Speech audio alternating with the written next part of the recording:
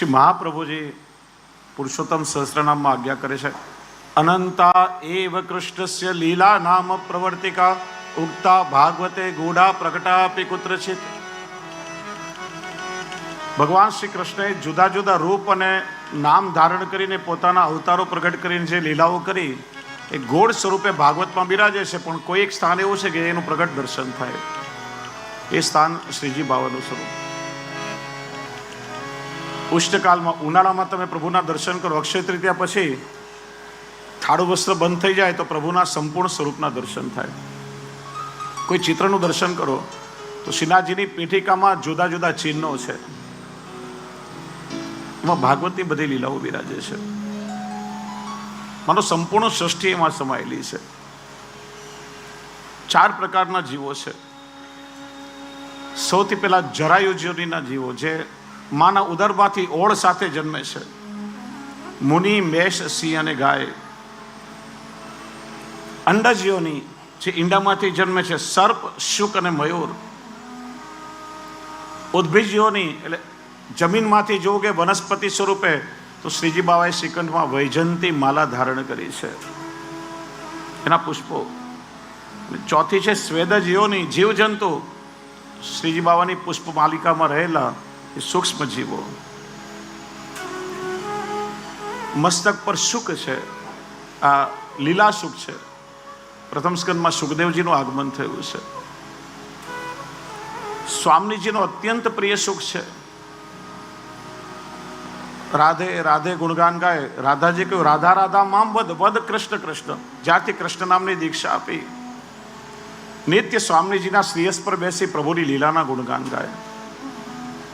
પોતાના પ્રિય હોય એને પ્રભુ ચરણમાં સ્થાન આપે, પણ આ તો પ્રિયના પ્રિય છે એટલે મસ્તક પર સ્થાન આપ્યું છે. શ્રીજી બાવાની પીઠિકામાં સર્પનું ચિહ્ન મળશે.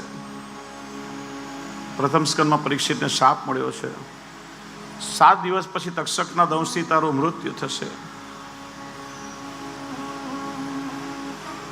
મુનિ છે, સુખદેવજી પણ કહી શકાય. તૃતીય સ્કંદમાં કપિલ મુનિ પણ છે, જેમણે માતાનો ઉદ્ધાર કરવા સાંખ્ય શાસ્ત્રનો ઉપદેશ આપ્યો.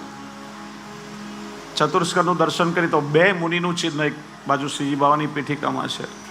એક નર, બીજા નારદ.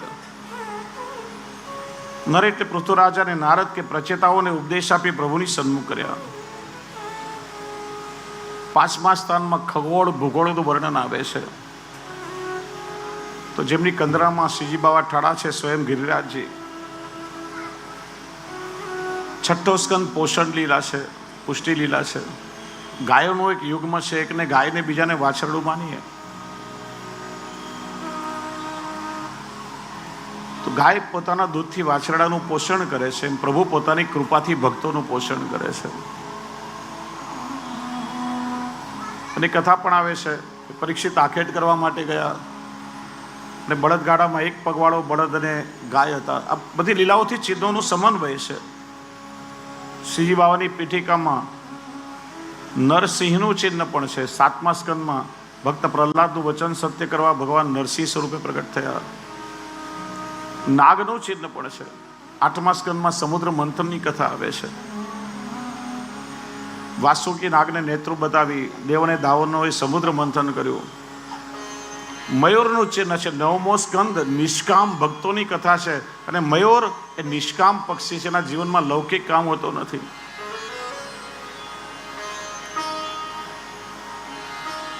નર માતાનો સમાગમ મોરમાં ના હોય. મોર જ્યારે નૃત્ય કરે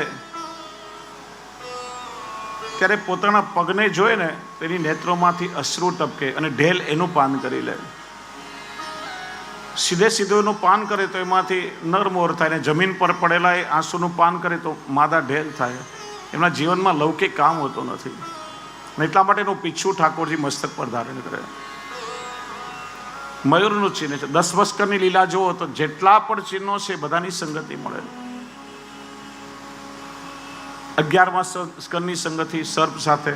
મુક્તિ લીલા છે. કાંચલી ઉતારવાનો સમય આવે આંધળો થઈ જાય, બધું દ્રશ્ય દેખાતું બંધ થાય, એમ સર્વત્ર બ્રહ્મ છે, પ્રભુની લીલા છે. પણ અહંતા મમતાની એવી કાંચળી પહેરી છે કે પ્રભુના દર્શન નથી થતા. એ છૂટે ત્યારે સર્વત્ર પ્રભુના દર્શન થાય. 12મો સ્કંદ આશ્રય લીલા છે. વામશ્રીએ સૂચો કરીને પ્રભુ બોલાવી રહ્યા છે.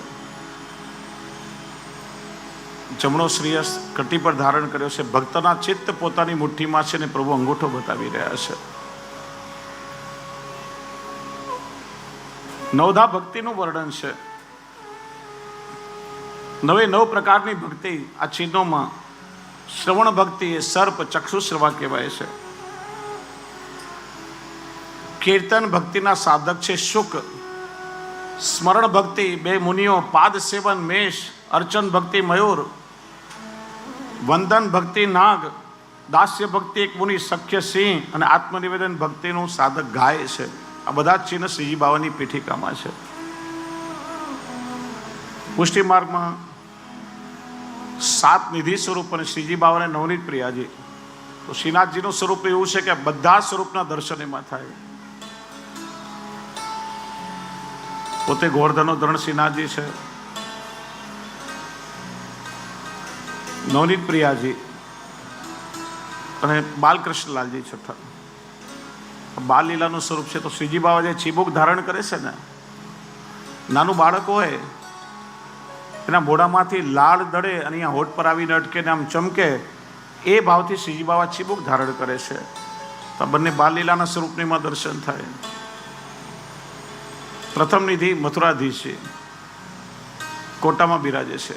એમની પીઠિકા ગોળ છે. તો શ્રીનાથજી બાવાની કંદરાની ભીતરની પીઠિકા ગોળ છે. બીજા નિધિ વિઠ્ઠલનાથજી નાથદ્વારામાં બિરાજે છે. બંને શ્રીયસ કટી પર છે. તો શ્રીજી બાવાનો જમણો શ્રીયસ કટી પર છે. ત્રીજા દ્વારકાધીશજી કાંકરોલી બિરાજે. એમની પીઠિકા ચોરસ છે. તો શ્રીનાથજીની 12ની કંદરાની પીઠિકા ચોરસ છે. 5મા નિધિ ગોકુલ ચંદ્રમાજી. તો શ્રીજી બાવાનું મુખ ચંદ્ર. 7મા શ્રી મદન મોહનજી. શ્રીજી બાવા જ્યારે કુંડલ ધારણ કરે ત્યારે બંને તરફ સ્વામીજી ને વચ્ચે મદન મોહનજીના દર્શન થાય. બધા જ નિધિ સ્વરૂપના દર્શન શ્રીજી બાવામાં થાય.